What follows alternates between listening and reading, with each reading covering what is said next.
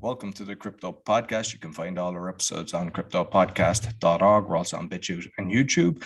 And I also have the Learn Polish podcast, the Awakening podcast, the Speaking podcast, and some other one. You'll find them all on roycotton.com. Today, my guest, actually a good friend of mine, known him for a good few years.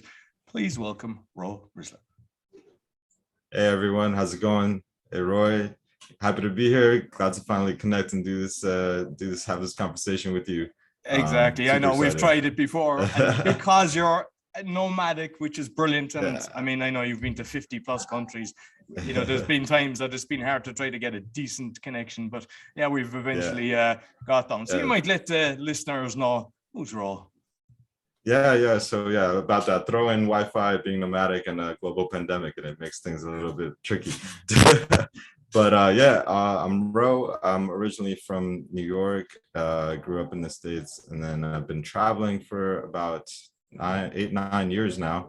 I started off with a digital marketing agency back in 2008, 2009, while I was still in university.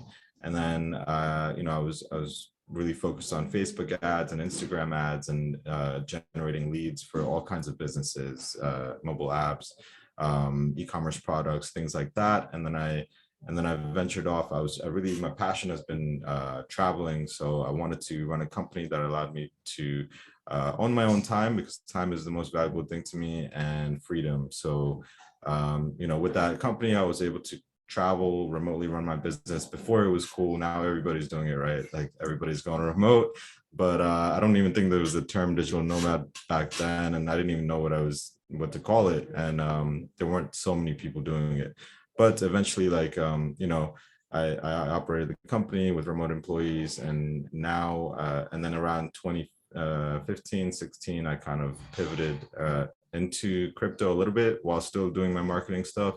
That whole world really fascinated me. And I always somehow had this feeling that, this is going to be something big. And so, I played around with it, through internships, it's really captured the whole global attention now, and I think it's only really the cat's out of the bag, and it's about to go into places that people can't even imagine. So no, brilliant. And I think with what's going on at the moment, because I see there's like a bank run even in Poland here. Everybody's kind of you've just disappeared there on me. Poland as well. Yeah, sorry, the screen just shut down there for a second. So basically everyone's taking out their money. So I think there'll be a lot more. And I see that crypto seems to be bouncing back up, as it went down a good bit. So it looks like they're realizing, can't really trust the banks here. The banks can pull the plug. So some are getting into the crypto.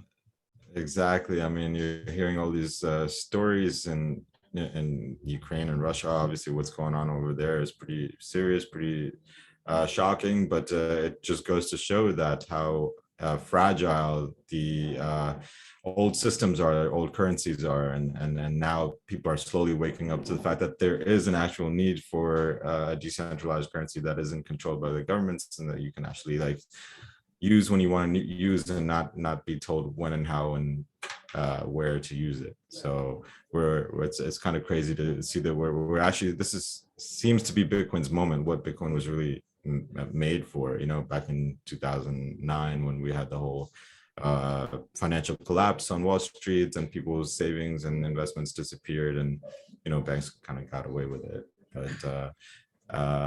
But this is Bitcoin's moment in time, I think.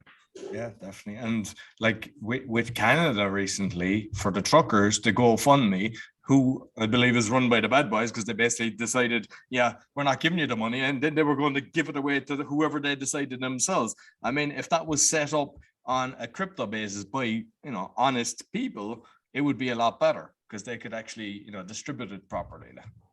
Yeah. I mean, there were some stories about how, I don't know if this actually happened, but GoFundMe was being restricted or something like that, all the donations they were receiving. So like you said, if it's in a complete decentralized manner with full transparency, with actually the people that donated with having some type of say on how those funds are going to be used, that's the power of the blockchain and crypto. I think that's where we're headed, and people are slowly starting to realize the necessity of this. And Canada is a perfect example of places you don't think these types of actions can happen, and these types of tyrannical moves can happen, but they actually are, and like what you would think is a pro-democracy free country. And you're starting to see that may not be the case. It may be a facade. And when push comes to shove, what I did see, like, they did finally back down, and now who knows if it's actually gonna, if they're actually gonna back down, things are gonna be more free. But right now, but if we have crypto to do all this, then you don't have that issue. Exactly. And I mean, even because I know that there's loads of refugees from the Ukraine, but to be honest, we could be all involved in this in the next week. Nobody knows what's going to happen. But rather than taking out because I mean, if you go back towards Germany, before World War I, the Deutschmark was basically, you need a wheelbarrow just to buy a loaf of bread. So at least with the crypto, you can put it in a wallet and bring it with you. You're not bringing bulks of cash or gold or something that could be robbed. Like you can hide the wallet if need be. Exactly. It's like super transferable. People don't have to lug it around. It's like really the most perfect form of money that we have right now. Of course, it's not absolutely perfect, but it's better than what we currently have. So it's not as easy to confiscate, things like that. People are in control of it. So with Ukraine, I mean, I'm seeing a lot of like fundraising that's happening in using crypto that's being sent to, like, one is called Unchained, and they're raising a lot of money. They have like a fund set up with a lot of trusted parties, and everything's transparent. And so, like, this is the first time we're really seeing society move away from like the big NGOs and where they're really taking matters into their own hands, and putting together a fund just like that with crypto people and trusted crypto people, like, and just sending. I've seen it go viral everywhere, and so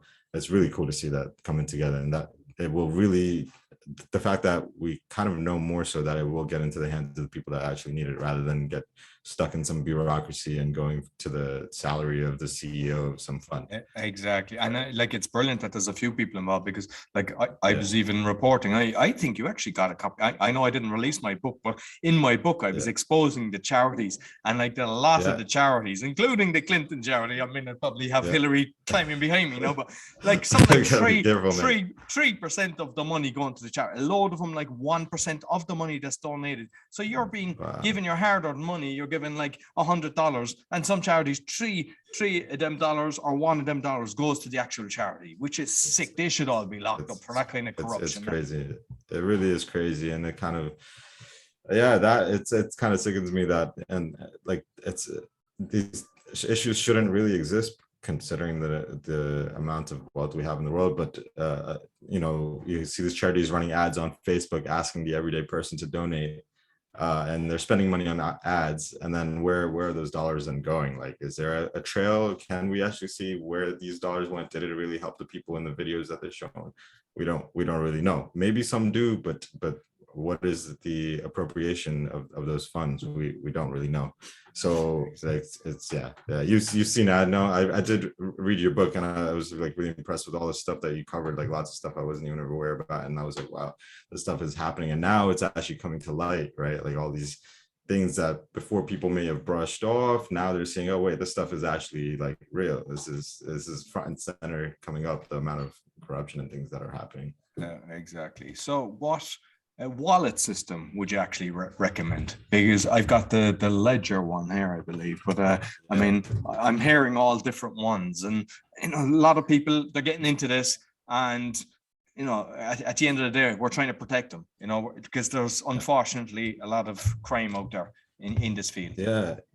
Yeah, for sure. So like, I would definitely say, like, it's really important to, if there's one advice I give, is diversifying wherever you keep your funds, right? So don't just keep them all in one place, because that just leaves a single point of failure, and then you could be in trouble. So when you're on exchanges, make sure you're spread out with different exchanges, different accounts on exchanges. If you're using a wallet, or if you're storing for, if you have a significant amount of crypto, like, 6 figures or above, like I would keep it on a hardware wallet. and make sure that you split it up between different hardware wallets. Maybe keep some on a Trezor, keep some on a Ledger, and then keep some on a hot wallet, like an online wallet like Coinbase or something like that. Just because it's if you lose your hardware wallet, you at least still have the funds that were in your online wallet. So the best strategy is just to diversify. And because also, like, speaking from what I've heard and seen and experienced, like, these things are not 100% secure. Like, it's actually very possible for people to lose funds that were on their ledger if they lose access to them, if they lose their hardware wallets. This is something that has happened, and then people can actually hack into it. This is not a pleasant experience, but it does happen. And so, I've gone through situations like that, and it's very difficult, and that just reminds you the point of diversifying how and where you keep your funds. So Ledger is good, but I would not say that they're 100% secure. It would probably cost some money to break into it, but hackers are able to do it, especially when there's a security flaw. They always publish it on their website, and this is right or wrong. They publish it on their website, and this allows hackers to basically they're given the funds on a silver platter. They know exactly what the vulnerability is. They just follow it. They're able to get into it in a few hours or an hour. So this is the thing. It's kind of not right in what Ledger is doing, in my opinion. But this is their protocol, and it's cost a lot of money to a lot of people, because otherwise these hackers would not know how to get in. But once these things are published, they're able to get in without any real research or effort. It's like the keys to the candy store. But that's scary. Yeah, it really is. So I know I've heard as well that when you're having passwords and stuff, cover your camera, the same with your phone, because some of these guys are watching in already. But like, a lot of people wouldn't think of that. I mean, I saw it in some course that I was doing, and I was like, Jesus, so, but it's better to be aware of that than not.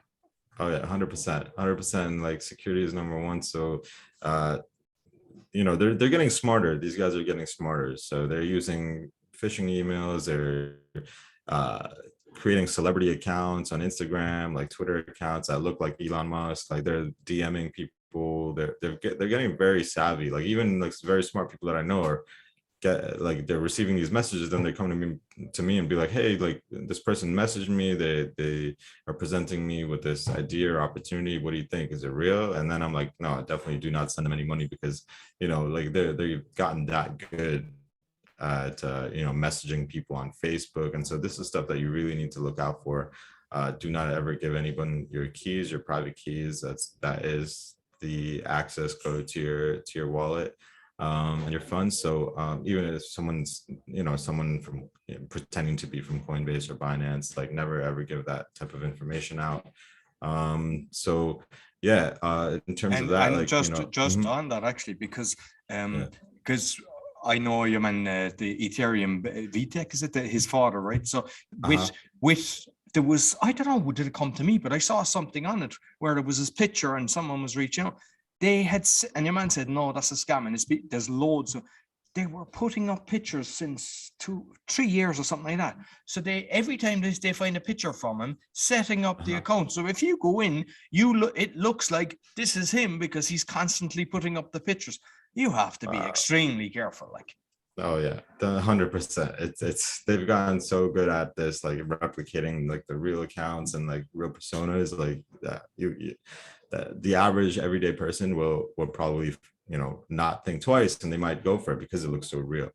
And exactly. So you really got to be on alert for that. So yeah, that's the biggest thing that I would tell. Like, Ledger, you could use like a on your laptop wallet, like Exodus or something like that. But that's considered a hot wallet because it's connected to the internet. But you can keep some funds that you might need to move in and out on there. So I have a question now, which might sound silly, but you said kind of diversify. So if you have the Ledger and the Trends and the different one, can you only split it up, or can you have the information on both? But obviously, once you've done the trade, that when you log in again, it's gone. Is it possible? Because if one got damaged or destroyed or something like that, is it possible to have the full, all your crypto on both?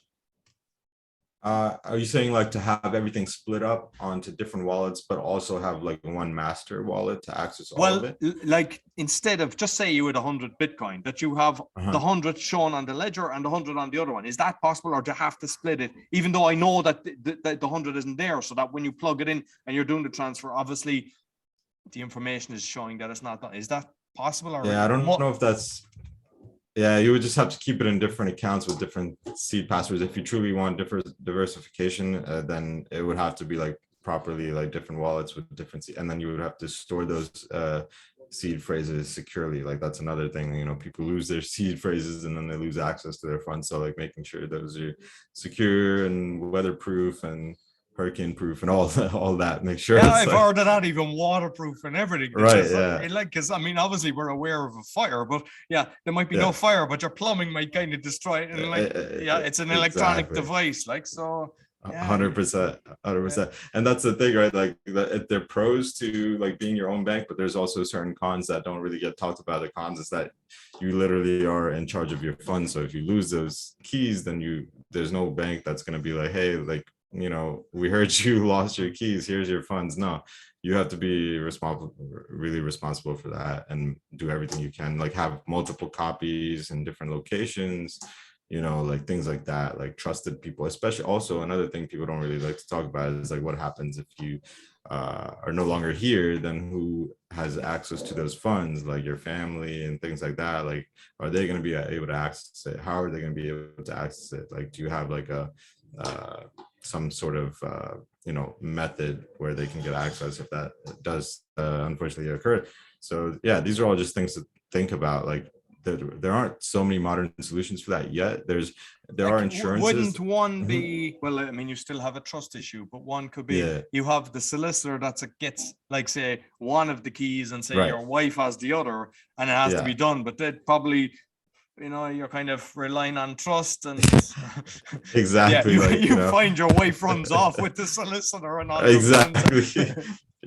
You really got to have a lot of trust there, and like figure out a way, like, or you give half the key to your mom, half the key to your dad, or something like that, you know, like, you know, just like split it up like that. But then you also have to make sure that they actually know how to access it, because this stuff is not so easy to figure out. Like imagine, you know, like giving someone that's above 60 or above like 70, 75, and you give them a ledger, and then do they really know how to use it? Like, it's the fear is they'll go to somebody then who knows the value and go, oh yeah, that's worth, say, 50,000 when it could be worth 50 million. And how would they know? Exactly. It's kind of hairy ground.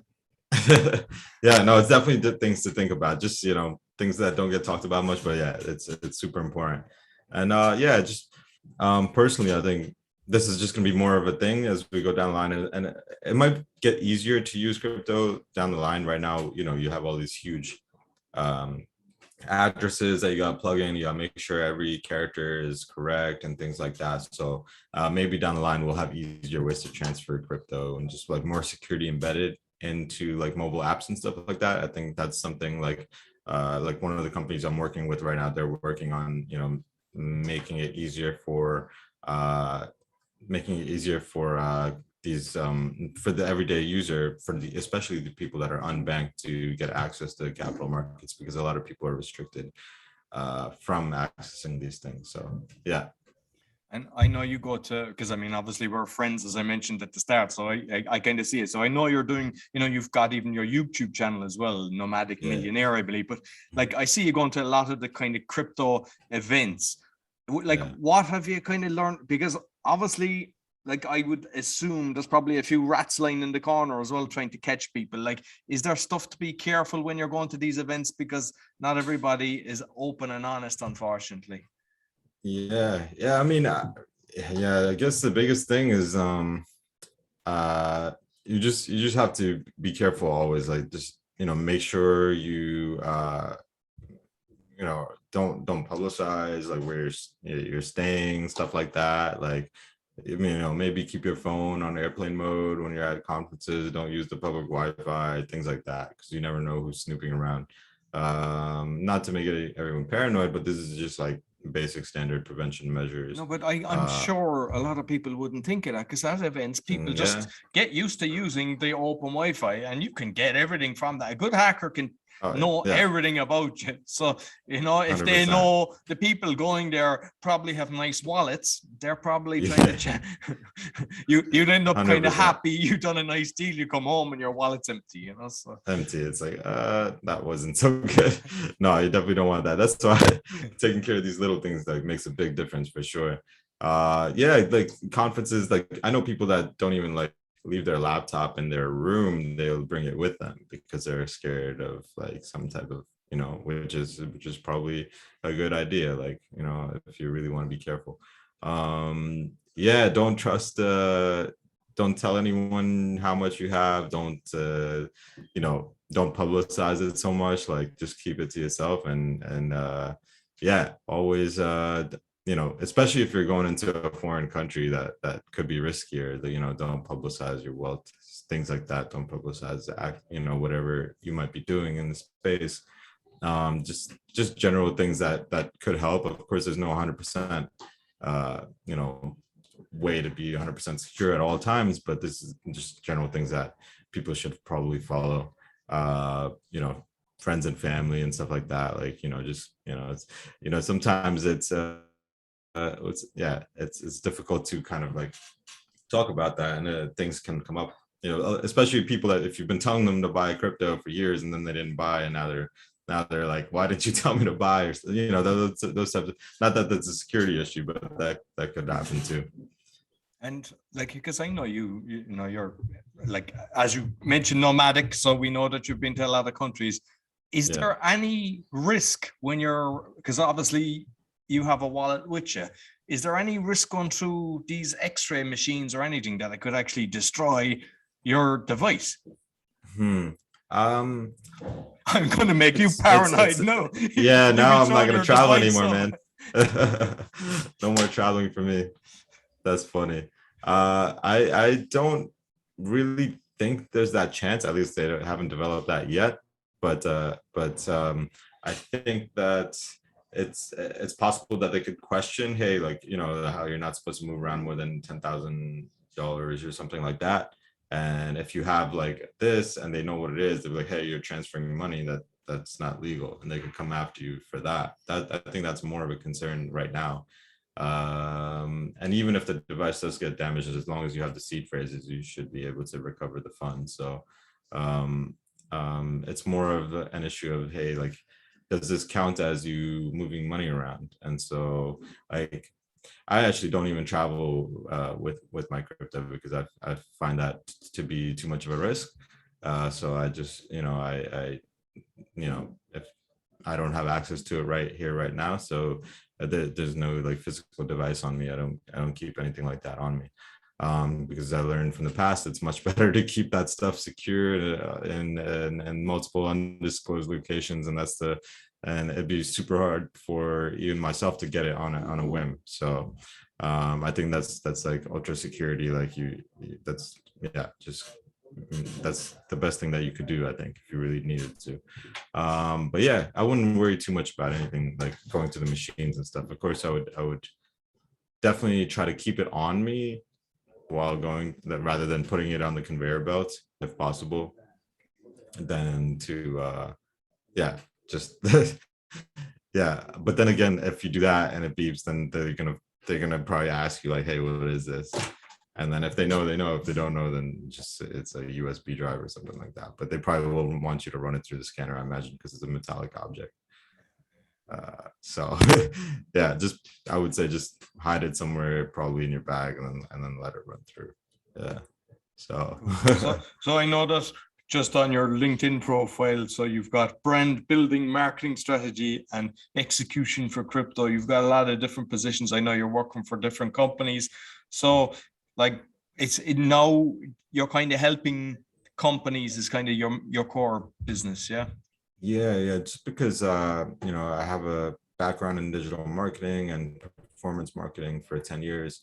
and I have this passion for crypto. I'm now helping lots of different crypto companies scale their projects, build their brand, design their sites to have the best user experience, which also leads to the best conversion rates in terms of interest or people getting into their token launches and things like that. So I'm looking to work with like projects that I really believe in, that have strong long-term value, and that are really trying to make an impact in the world, like one of the companies that I'm working with right now. So that's I'm really looking for companies with lots of growth potential, because I like to work with companies that are early in something and can make a large impact in the space. So these companies are raising millions of dollars from VCs, but a lot of crypto companies, they're not so good with their marketing. It's a huge challenge. Also, there's a lot of competition now. It's a very busy space now, so you really have to have your marketing right, because there's lots of companies or crypto projects that don't really offer a lot of value, but they've done great with marketing and they shoot up. Like, for example, when Shiba Inu came out, it shot up like crazy, even though they didn't really have a product. Whereas like really solid fundamental companies with real use cases, they fail to scale because they don't do a good job of marketing. So I'm now helping them do that, along with growing my YouTube channel and stuff like that's something that I'm doing, and then also just investing and trading a little bit on the side. So that's most of what I'm involved with right now. And like the thing is with a lot of these developers, like they're kind of nerdy, some of them, and they're fantastic, they're geniuses, but they're not people, they're not people to people, or their marketing.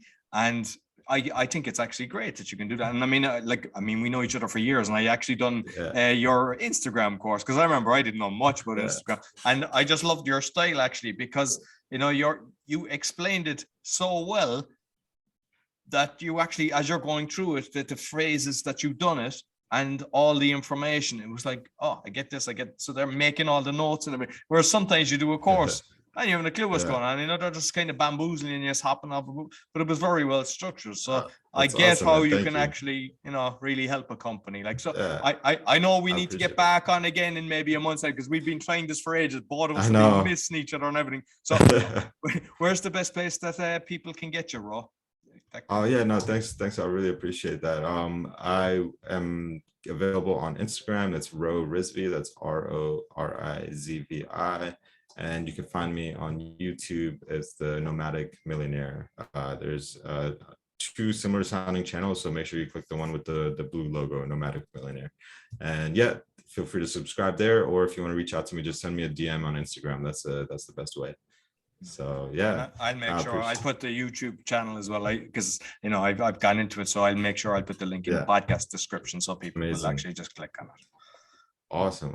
No, I'm always happy to talk if anyone has any questions on how to get started, like security stuff like that, or marketing and things like that. So I'm glad you were able to get something out of the course, and hopefully, it'd be great to chat again. I really appreciate it. No, definitely, because I know that what you've shared today has definitely helped, and I know that you're big into this, and the more we discuss. So let's try to get in a month's time or so. We're trying to get to do another one, and people can, listeners, just write in if you have questions for Ro, write into me, or make a comment on the YouTube channel or the BitChute channel, and I'll make sure to make note of it so that we cover it the next time we do a show together. Yeah, absolutely. Sounds good. Thanks so much, Roy. Always a pleasure speaking with you. You too. Thanks very much. So that's all for the Crypto Podcast. You'll find all our episodes on the cryptopodcast.org. We're on BitChute and YouTube, and you'll find the links in the podcast description. Sure to give us a thumbs up, 5-star rating. Really helps with the algorithm. Thank you very much. And until next week, take care.